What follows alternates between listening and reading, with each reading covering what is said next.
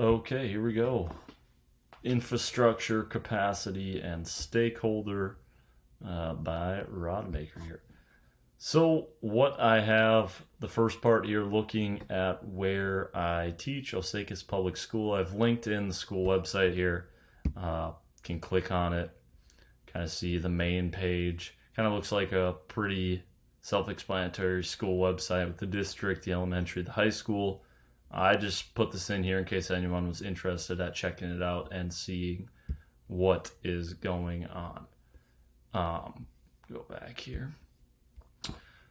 When looking up our kind of Minnesota report card on the Education Minnesota site, you can see we're located in rural west central Minnesota, town of about 2,000 people, 850 total students, grades K through 12. 37% of those students are on free and reduced lunch, kind of giving you an idea of what the student body looks like. 93% white, and most are going on to higher education at about 78%. So you can see those statistics on the school. The nickname is the Silver Streaks, but for the most part there, close to a third, or actually more than a third, of our students on that free and reduced lunch. That is always not accurate because some of the students do not fill out the form at the beginning of the year for that. So it is interesting to see. So me here, kind of looking at, I'm a social studies teacher in grades 7, 9, and 11. I have all the 7th graders, 2/3 of the 9th graders, and just one class of juniors. Teach American history, civics, and intro to social, which is basically a 7th grade, almost American history course. That's a lot of what we cover, but there are many different aspects to that, with a little geography, a little economics, and some current events. I have about 25 to 30 students per class period. On the low end, I do have a class with 20, but I do have, most of my classes are closer to that 30 range. I actually had to get another desk this year to fit in my classroom. So not complaining, but that is kind of what the classroom looks like. Access to equipment. We are a one-to-one device school with Chromebooks. So every student has a Chromebook at their disposal given out by the school. Students have to pay and sign a contract with these Chromebooks for damages. No case is given out. It's just the Chromebook. And we do put a nice kind of glass screen protector on it. Teachers get one of these as well, but they go home with students every day. It's almost like their personal laptop owned by the school. Many teachers just have kind of monitors for their computers, where they might have 2 screens or 1 screen depending on how they operate. I just have 1 monitor with a keyboard, and we also have new this last year and part of this year, depending on when teachers got them, are the new line panel. So it looks kind of like this panel, maybe a little newer, as this one looks like it's from 2019, where it's a touchscreen panel, almost looks like a big flat screen TV mounted in the center of rooms at the front, where you can kind of run your computer. I do an extended mode where I can slide tabs over to my new line panel and also have my computer. So it's like I have 2 different setups for my classroom. I can be working on one thing while students will see a different thing. These are also touchscreen, very interactive writing. It's almost like a really updated version of the smartboard when that came out many years ago. That was the top of the line, while I believe these new line panels are pretty close to the top of the line now. So the access to equipment is there. There's a lot of new technology and stuff being brought into the school. Internet access, very high-speed internet at the school. Not many problems, honestly. I've been at the school for about 2 years, and I think there was 1 day or 2 days when the internet was slow, and that was because of the company and something they were doing with work around the school. There are some, high-speed internet access around the Osakis area. It's actually been pretty good in town. As you get out to the rural areas, a lot of people do have internet and they're able to do things at home. I would say close to 90% have internet access at home. I remember when I was in high school, this was a problem with first starting the one-to-one devices. I believe we do have hotspots. People can check out if they need internet at home. Some people leave their Chromebooks at school because they have not signed a contract. So that kind of interrupts some access to schoolwork, but for the most part, it's been pretty smooth. There's a school site blocker. I just ran into this actually today, trying to watch a video in class on a website, and it's blocked on the teacher computer. So an email has to be sent, or there has to be a workaround to view that video, or you just don't get to watch and you got to find something else. So this can disrupt class if it's not checked on early enough. Students find ways around it. They're very smart. It's kind of complicated because some things are blocked, some things are. If you want something blocked, you can send it in. I just feel like it's really hard to limit students to different things you don't want them to see. I mean, they're going to see it on their own, I feel. And it's hard to just, when you block something, it also maybe blocks a good resource that a teacher might want to use. But for the most part, teachers do have access to a lot of resources and there's not many restrictions. Just every once in a while, there is some overlap. So some tools and experiences. We have Schoology as our learning management system. I would say most of the teachers are using Edpuzzle and the Google Workspace. Google Drive, Google Docs, Google Slides, whatever it may be. Also, another big tool that we use is Kami. It's a PDF converter where you can, scan a worksheet or get a worksheet online, or even take a Google Docs worksheet, download it as PDF, and students can go through Schoology, and you can link Kami into Schoology, where as soon as a student opens an assignment, it automatically opens it in Kami for them. And they can create text boxes and type, or they can write, they can draw. It's an awesome tool that allows a lot of annotations on PDF in many different ways. They can insert images, whatever it may be. So those are the things that pretty much every single teacher is using. Mixed feelings on technology for the 7th and 9th grade students, the ones that I interviewed. Really like it when it's easy and simple and kind of makes their time more efficient, much like many students like, but they often get bored of technology quickly, and they don't like, honestly, when things are a challenge.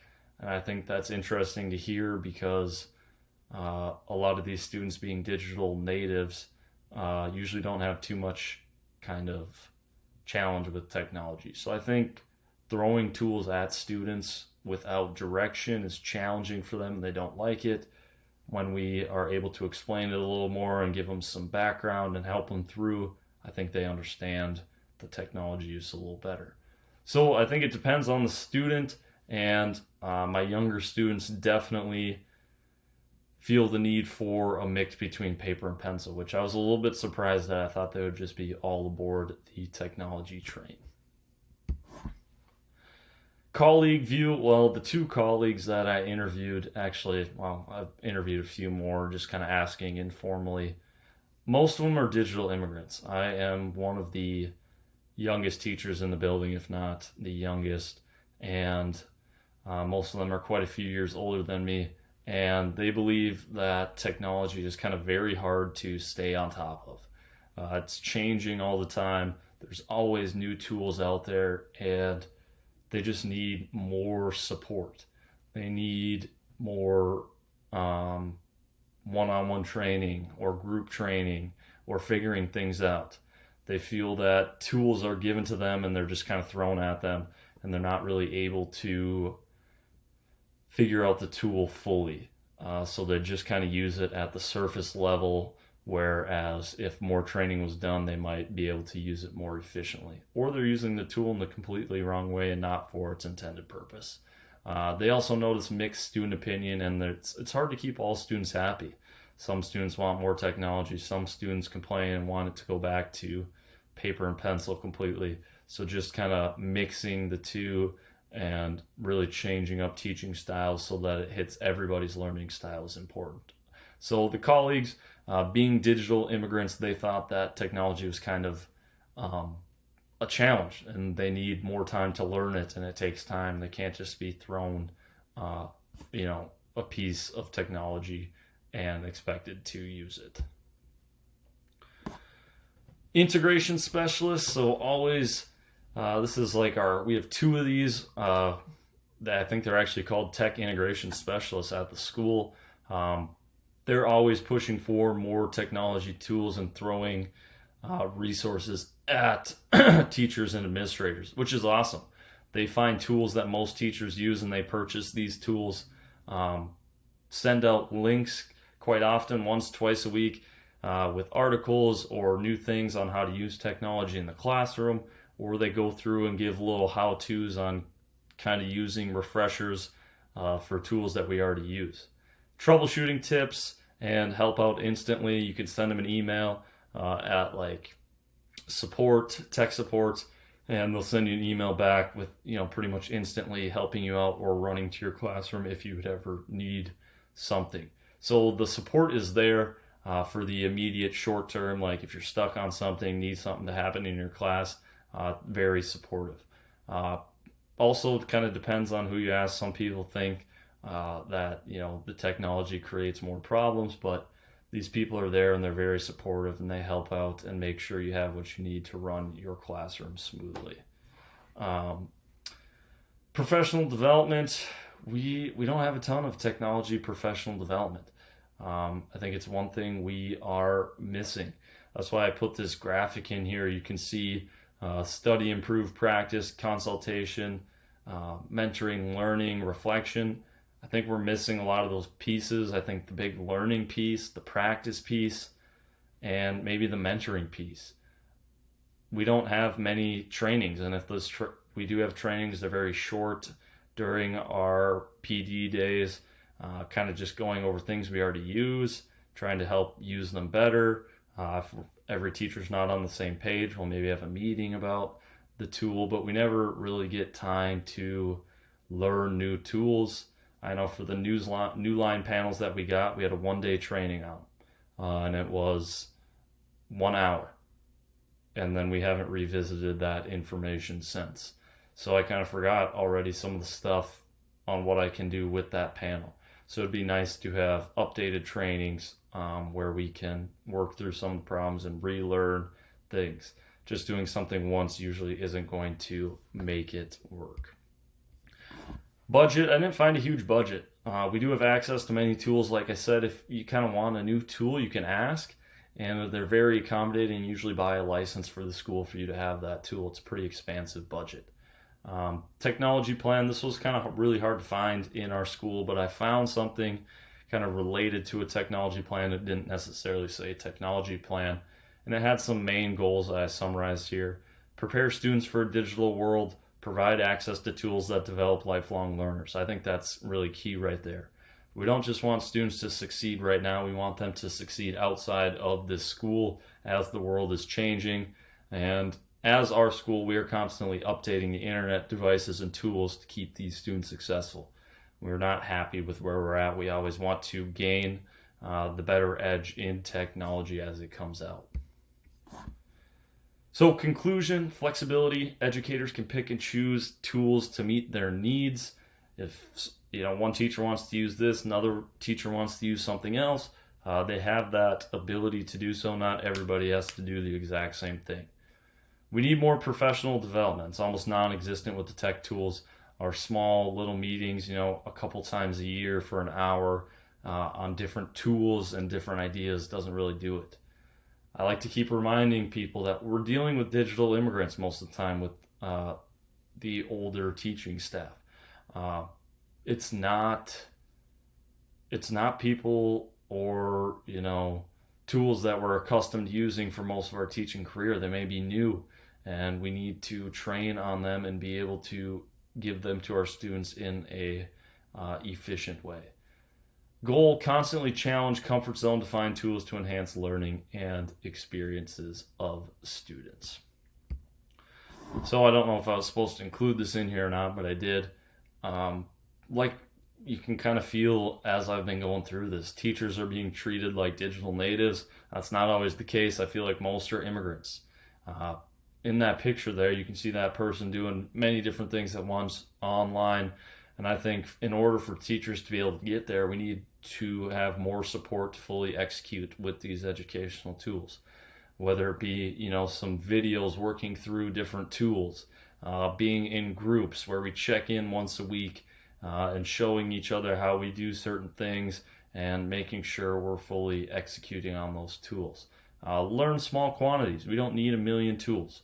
Maybe we learn to select 3, 4 that we're really good at, and then we slowly add more, instead of trying to do about 10 different things that we're okay at. So I believe that is the wicked problem. Teachers need to have more support with technology.